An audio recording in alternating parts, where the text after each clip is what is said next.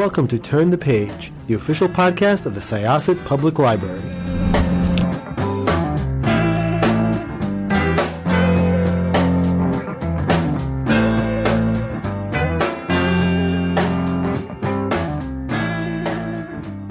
Welcome to Syosset Library's Turn the Page podcast. I am one of your hosts today. I'm Jessica. I am a librarian here at Syosset Library, and my co-host is... Hello, I'm Jen. I'm a library aide at Syosset Library. And we are really looking forward to this next guest, Michelle Dowd, the author of Forager. And I'm just going to go ahead and invite you to just introduce yourself, tell us a little bit about yourself, and tell us about this memoir, because it's quite something. It's best to hear it in your own words, I believe. Hi, Jessica. Hi, Jen. Nice to meet you. Thank you for having me on for this conversation. My name is Michelle Dowd, and this is my debut book, Forager, which is a memoir about my early life growing up in a fundamentalist religious cult started by my grandfather.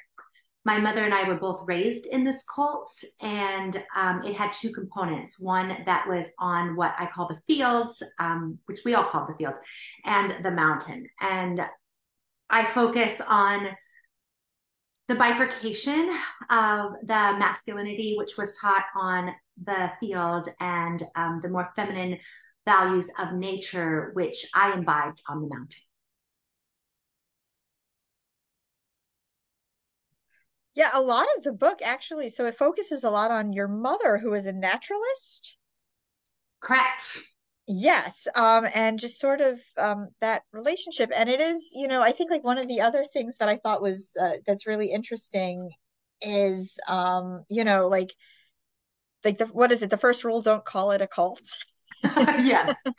Did you want to talk a little bit just about your mother's background? And, I think like when you're indoctrinated into something, when it's your early life, when it's everything I think one of the things that I'm always amazed of is just, hearing stories of the opening of your world, and how, a world goes from being very small to expanding. Well, first of all, it's very difficult for me to call it a cult even now, although it does meet every single criteria for the definitions of cult as I have read them. And I have talked to a couple experts on the topic in the last couple months. And but I was raised not to call it a cult, and I don't believe anyone ever joins a cult. Nobody walks into a situation and thinks, this cult looks really good to me. So I was part of a very closed community, and the people who joined this closed community did so in layers. And it really wasn't until you were at the very center of the cult, which happened to be my family, that they had as rigid of control as they did over us, for example. There were many others who were raised in this cult who have come out to me since this book has come out, who perhaps I didn't know. They're older than I am, and they knew me as a baby, or they knew my parents before I was born. And they reiterate that they did not have the language to talk about this when they left, and that this has been a huge gift to them, the vocabulary and the public acknowledgement. So even though this cult was around many years before my mother was born and myself, it was very secretive. And the members who left were completely shunned and called crazy. And by all accounts that I'm aware of, I am the first person to talk publicly about this particular cult. So I feel a bit of a whistleblower. I also feel a bit of a betrayer. And, there's a degree of which not only am I called a heretic, but there's a degree of feeling like I am betraying the family loyalty and the family business. So my mother was indeed a naturalist, but a self-educated one. Later in life, when I was in graduate school, I took out loans and actually paid for my mother to go back to school, at which point she got a degree in biology, but not botany, actually. But she was a self-taught, amazingly gifted and knowledgeable woman, not only about plants, but also about animals in the region upon which we lived. Now, her reasons for that were very different, I think, than most people who are educated in this field. But the result was she knew a great deal, and she was able to teach people in the region, many of whom were very educated, things that they didn't even know. So we were raised in the Angeles National Forest, which many people don't know. It has 700,000 acres of public lands, many of which are leased out to groups that run camps. Now, I do not know very many of these groups, and I would imagine that most of them have nothing to do with religion, for one, but also with closed system religion, which is different. But at the time, this was the only world I knew, and it did not seem odd to me to be raised in such a manner. Something I'm so glad that you brought up was, having the language to talk about what happened and how that book has, given other people the language now.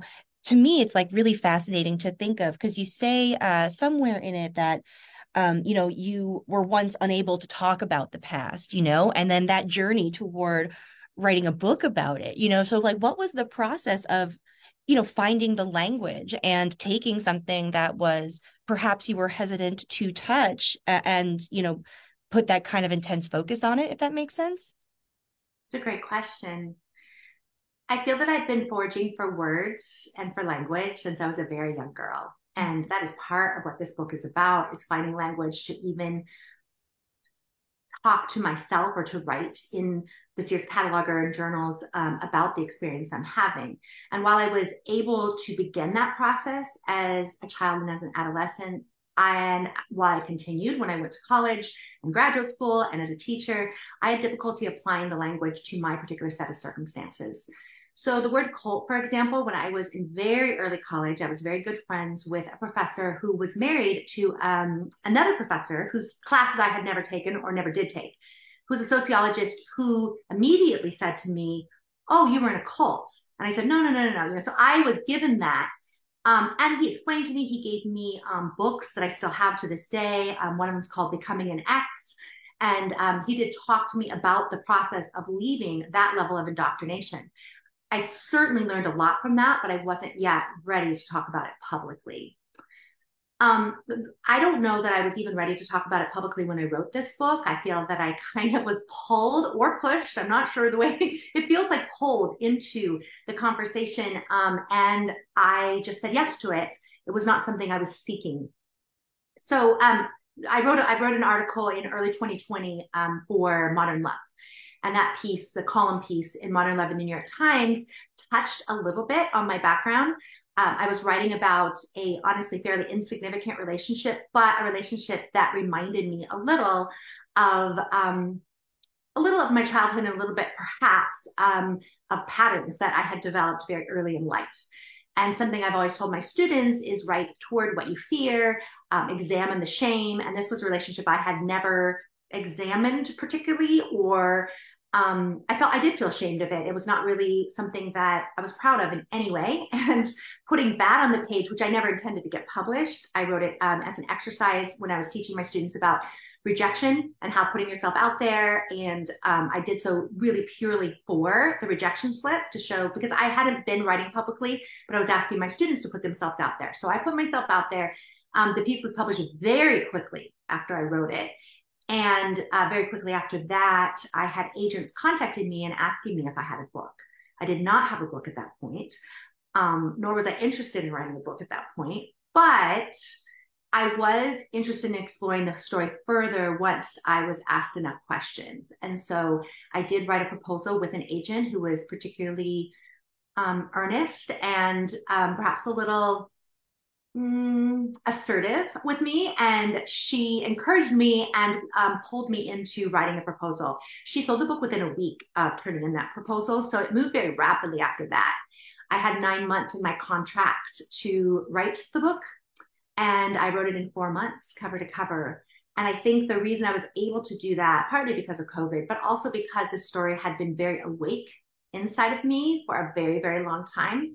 And I had been working through therapy and other forms of group therapies to address what was going on. So if I had not worked through much of this, I do not think I would have been ready to craft it into a story that, in my opinion, is accessible to a wide audience. People have very diverse experiences, and also, people who have had experiences that are similar to the extent that they were controlled in some aspect of their life that they were not ready to address and or assert themselves up against or even acknowledge. First of all, I love how you use forager in so many ways when you were saying you found yourself foraging for words. So obviously there's the other part to it, the actual physical foraging part of it. Would you like to talk a little bit about that? Well, I did not find that unusual until much later in life. My mother taught us to eat plants off the land, partly in preparation for the apocalypse. So when, as not just my mother, but as the group that I was in saw that the end, or believed that the end of the world was coming, they also thought that their understanding of the book of Revelations was that there would be 1,000 years of terror rained upon the earth, and some believers would be left behind. Different interpretations on this. I am no way a biblical scholar, but my group believed that during this reign of terror that some of us who were left behind would be able to lead armies of God and recruit people so that there are other sinners who could repent and not spend eternity in hell. So that's a very big, as a child, a very big role to fill. But when you believe that, then you believe it's your job to be prepared and to get ready. So different than preppers who get prepared by accumulating, survivalists prepare by learning to do without. So as a survivalist or someone trained in survivalism, the purpose of this training was that I could be put in any situation and it would be unpredictable. And I would learn to look around and find what was needed to survive. And that particular training was sometimes very harsh and not something that I would want to go through again. But there are other areas of my life in which it has become useful. The becoming aware, being mindful, these are things that we talk about now, which the culture at the time, in my opinion, was not discussing these things in the same way.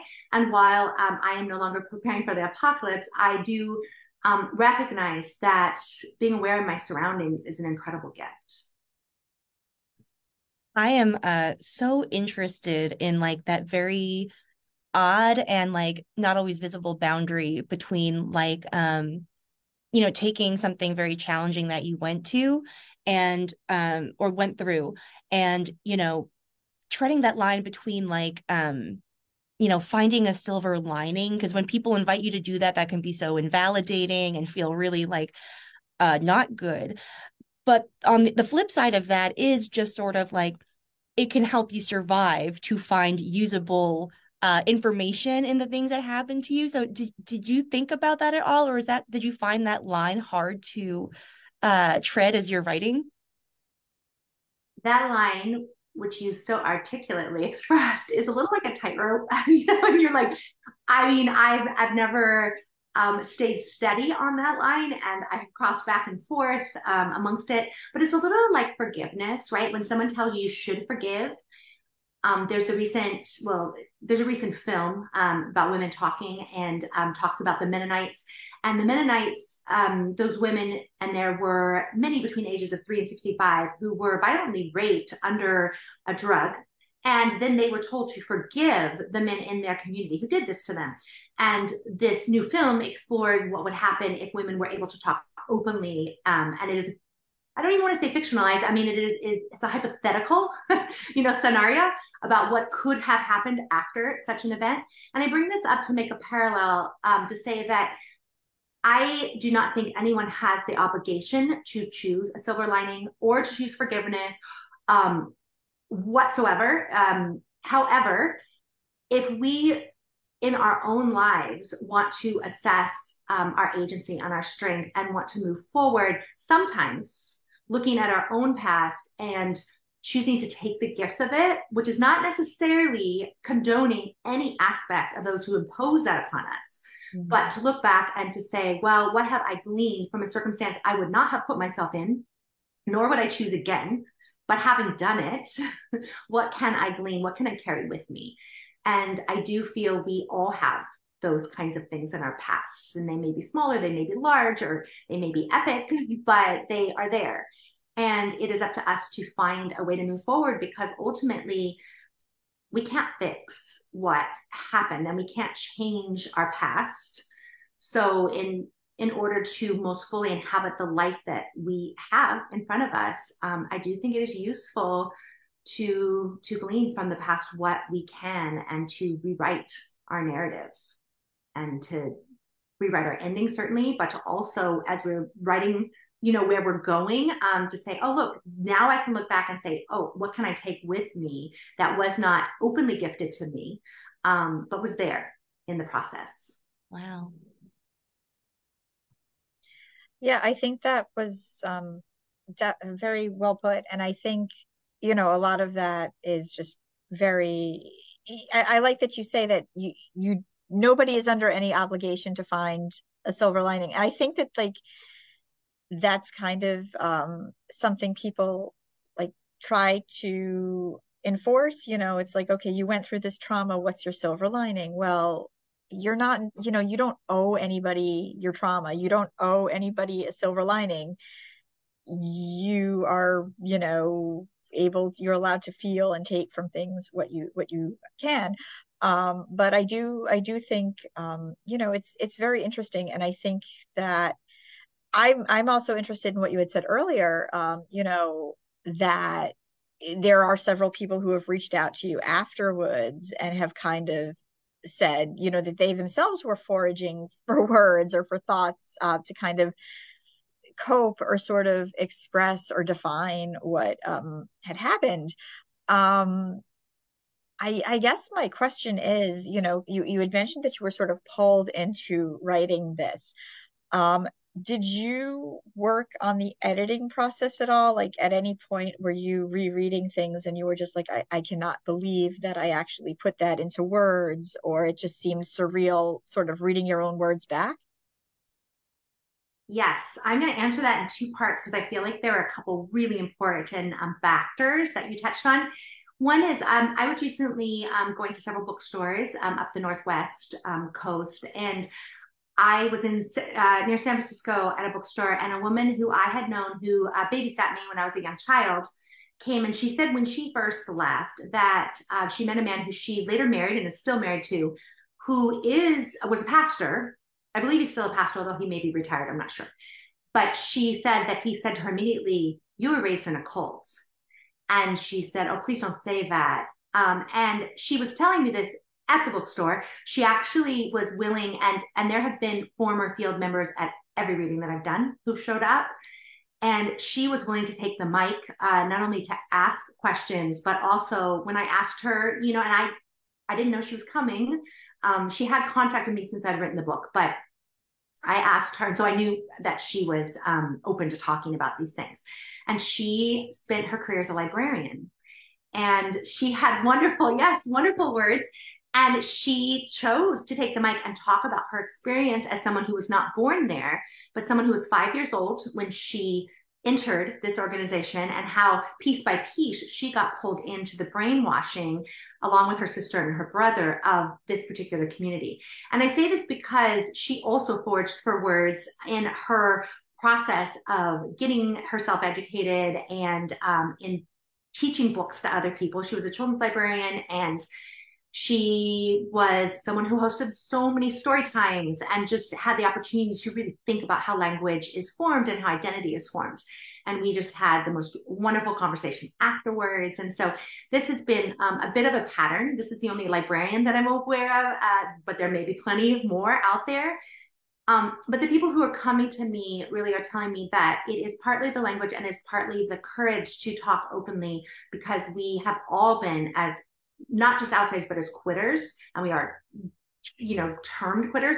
We have mostly forged lives away from each other. So we don't know each other for the most part anymore. And we have not unified in any way, even in our healing. So that has been an incredible gift. There's also been anger directed at me for betraying. But they're both and, they both exist simultaneously. And was I able to look at what I'd written with a little bit of awe? Yes. I think overall, to be honest, I really channeled my girl self, and she wrote this book more than I did. And even though I have an intro and I have an epilogue, the present tense nature of the book was very intentional, to bring readers into the experience as I lived it without the analysis, because I have a lot to say now, but that has been filtered through a lifetime of thinking about ways that I can use this information. At the time I was experiencing it, I had no knowledge of not only what a cult was, but I had no knowledge really that what we were doing was anything particularly unusual, for example. And I will say that one of the ways that I channeled the girl who wrote this story, she was very silent. And so the words that I had as an adolescent, for example, I was writing down, and I had a box that I built with one of the men who lived with us. He helped me build a box as an adolescent, and he got a lock for me, and I locked the box, and over the years forgot where the key was. And I had been moving this locked box literally from closet to closet in many, many, many locations I lived in, especially as a young adult. And somehow I managed to carry this box. And so when I signed this contract to write this book, I just did all the things to break the lock, to open it up. And I literally opened up and found, I have the original Sears catalog. I have like just pages and pages of notebook paper that's tied with red strings. And I was able to actually read, the actual words of that girl. And then I wrote the entire book in early mornings in the darkness. I would light a candle, and it was during COVID. And so I was able to do this before work. I was teaching full time, but I was doing that online. So I would not get on the internet. I would handwrite by candlelight in the dark the words of the experiences as they came to me. Now, as a writing teacher, I'm aware of structure, and it, wasn't really stream of consciousness. I had already laid out that I was using plants and that I was going to do scenes per, and I knew which plants would represent which scenes because I had more plants than I chose to put in the book. And I narrowed down plants that I thought also had metaphor that was useful in the particular scenes that I was writing. When we got to the editing process, and my editor, to be honest, was fantastic. She liked the idea. I did run by her that I was going to write in the voice of a child, and that the voice would change as the child got more awareness. And so the beginning is a little bit choppy, and I know a couple reviewers have said it's really choppy at the beginning, and I said that's because she's just learning to walk. She's just learning to talk. And so it was very intentional to leave that voice very raw, as she would have seen the world at the time. And so as I was walking through the process of writing and then through editing, I made a conscious choice, but also my editor encouraged me to allow that voice to develop as the girl narrator develops as well. And she was really hands off until we got to, this is the book, you're good with it? And I'm like, yes. She said, okay, now we'll look, is it working? But from that initial first handwritten where I copied into the computer that I gave to her, I didn't show it to her along the way. I gave her the whole book. We didn't take out any chapters. We didn't add any chapters. It really is the way that I wrote it. And the things that we cleaned up were things that, went through legal read, and it went through a copy editor, things that needed to be clarified or that maybe perhaps I could not validate. And so we softened, like if I didn't know the exact date or something, we softened the time period to make sure that it, those kinds of decisions. But the basic story was truly delivered to me from the perspective of the girl who lived it, who was never heard or believed ever. One of the things actually that I do want to mention, before we close up is, there's a lot of things that I don't want to mention because I really want people to experience the book. But one of the things is the fact that you have an autoimmune disease that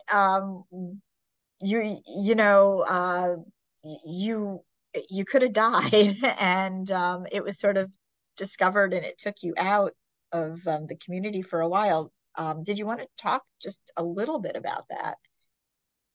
Well, I think that's another example of a tool that was useful to me and would never have chosen to have. I have ITP, which is called idiopathic thrombocytopenia purpura, which is basically of unknown origin. There's no genetic component that anyone can find. There has been some hypothesis that it could be. So really briefly, the disease creates antibodies over all sorts of blood cells and specifically platelets. And so your body filters out your platelets as if they're getting rid of a disease. So your body's fighting against itself. It's an autoimmune disease. And there is some speculation, and this certainly is not science yet, but some speculation because of the nature that girls getting this more than boys and the age in which girls discover that they have that it could be the body's way of fighting against invaders. Many of the victims of sexual abuse, I mean, it's a rare disease, so it's not like all victims of sexual abuse have this, but it is, there seems to be a higher ratio of young people who get this disease who are also sexually abused. And we don't know, of course, because most of us can't talk about it at the time, the degree to which, there's a correlation or causation or, those kind of factors. Regardless, I was put in the hospital in isolation. Technically, the term is isolation. It felt like solitary confinement, but it was isolation. And I was removed from the community under which I'd been raised. And that served as a way for me to get access to other books. It served as a way to get access to witnessing other forms of love and care and tenderness, other families who operated under very different systems than we did. I wasn't there. I was in and out for about 3.5 years, and then I went back in, but it was a children's hospital. So there were, just other children who had similar types, but a lot of them had leukemia because I was in the hematology ward. And so there were, my roommates often had forms of leukemia or other forms of cancers, and they did pass away at very young ages. And so that was something I witnessed. It made me question the version of God that I had been taught, but also validated an angry God that I had been taught. So very confusing, but also very useful in retrospect. I don't know that I could have left if I had not had the period of time that removed me from the belief system under which I was raised. I have one more to wrap up, if that's okay, but I would love to use that to kind of circle back to your original point about the bifurcation of the sort of toxic masculinity in which you were raised and the sort of more feminine aspects of the nature in which you were raised, and I'm wondering, is that cognitive dissonance sort of where your journey began, because there is a real way in which the messaging that you were receiving from the elders in the group were really at odds with what you observed in nature, and so what role did that play in this story and this journey? Cognitive dissonance, that's just the perfect term. So thank you for that language. Part of that was because the very strong patriarchal nature of the cult did not include ever listening to our bodies or the earth's wisdom or any of that.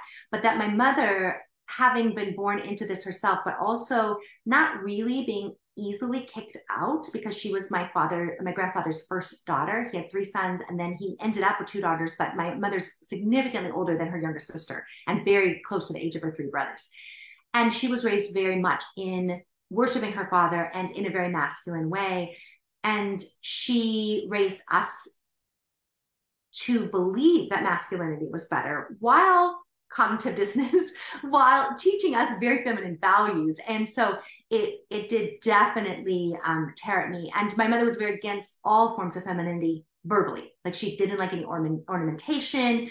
She certainly was against cosmetics or dressing in feminine ways other than covering your body. But it was never to, you were to bind your breast, to make yourself smaller, but also because we were raised to be masculine, to be tough at the same time. So yes, very, very much attention all together, all over the place, lots and lots of tension. And I want to say to that too, that the people who have been reaching out to me do say that they did not get the kind of training I did when it came to, so my mother did teach survival training to many, many, many members at the field, not just her family. But many of the members who came prior to me did not learn it because it wasn't until my mother moved to the mountain, and it's really because we had nowhere else to go, that she started developing that. So people who were in the field prior to the late 70s would not have gotten the benefit of my mother's teachings in that particular way. And that seems very significant in terms of how I was given access to the beauty of what the earth has to teach us, which I think is particularly relevant right now. And I can close with saying that I just received a letter from a woman who is not in the field, but was raised in West Africa. And she wrote me a very lengthy letter about not being raised in a cult, but being raised in a large family in isolation with extremely masculine values. And she had eating disorders. And she said over and over, she never had the language to talk about what had happened to her. And she has left her faith behind, but she's had a difficult time finding what a community that she wants to belong to. And she was just thanking me for talking about this in a way that wasn't hostile, but there was an invitation to explore her new values with a sense of peace and community. And she has newly fallen in love with someone who's an atheist, and just giving the language, she said, to talk to him about her experience without denigrating the belief systems of people who hurt her. And it's a very interesting line to walk, because the people who hurt us also, and no way condoning it, they also were taught that and they believed it. And so they did not think of what they were doing as abuse. They thought of it as, preserving your integrity to get you into heaven for the rest, saving your soul. And they didn't mind if they destroyed your body in the meantime, because the goal was not to help you live a life on the earth. The goal was to give you an afterlife. And I think that is still relevant all over the globe. I think it's one of the reasons we continue to destroy our planet, is because we don't value the life we are living here. And there's so much dogma about some future hypothetical existence that could take place later. And while I don't denigrate anyone's particular faith system, I think that there's also a translation that suggests that even in the Bible, that we are given the responsibility to care for the earth that we've been given. And so I do not find this story or my belief system to be at odds. What I find is that people have used religious dogma to advance their own agenda. And I do not tell anyone that I have the interpretation of the Bible. I certainly don't. But I'm open to suggest that the Bible was written in historical context, that when we understand that, we can perhaps look at faith in a more integrated and holistic way. This has been amazing. Thank you so much for sharing everything with us. So check out Forager by Michelle Dowd. Once again, this was Jessica with Syosset Libraries Turn the Page podcast. My co-host was Jen. Goodbye. And our guest was Michelle Dowd. Nice to be here with you all. We are going to close this chapter of Turn the Page. It's time to close this chapter of Turn the Page. Join us for the next episode.